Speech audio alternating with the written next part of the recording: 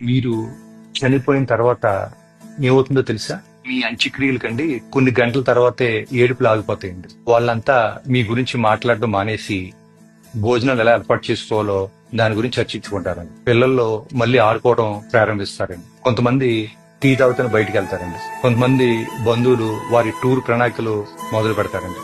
ఇంకొంతమంది భోజనాల్లో ఉప్పు ఎక్కువైందా తక్కువైందా అని చెప్పి దాని గురించి చర్చిస్తారండి. ఏదో ఒక బంధువు అండి పెట్టిన ఖర్చుపై అసంతృప్తిగా ఉంటాడండి. మెల్లగా జనాలందరూ వెళ్ళిపోతారండి. కొన్ని రోజుల తర్వాత ఏమవుతుందంటేనండి మీ ఫోన్ కి ఎక్కడ అని చెప్పేసి మెసేజెస్ వస్తాయండి. మీ ఆఫీస్ లో మీ ప్లేస్ లో పనిచేయటకు వేరే కొత్త వ్యక్తిని నియమించుకుంటారండి. మీ ఫేస్బుక్ ఫ్రెండ్స్ మీరు పెట్టిన చివరి పోస్ట్ ని ఒకసారి మళ్ళీ చూస్తారండి. మీ పిల్లలు సెలవులు ముగించుకుని వాళ్ళ జీవితాల గురించి ఆలోచించడం మొదలు పెడతారండి. మీ జీవిత భాగస్వామి తమ శాశ్వత జీవితం ఎలా గడపాలని చెప్పి ఇంకా ఆలోచిస్తారండి. పండగలు, సినిమాలు, క్రికెట్ మ్యాచ్లు అన్ని ఎప్పటిలాగా వచ్చి వెళ్ళిపోతా ఉంటాయండి.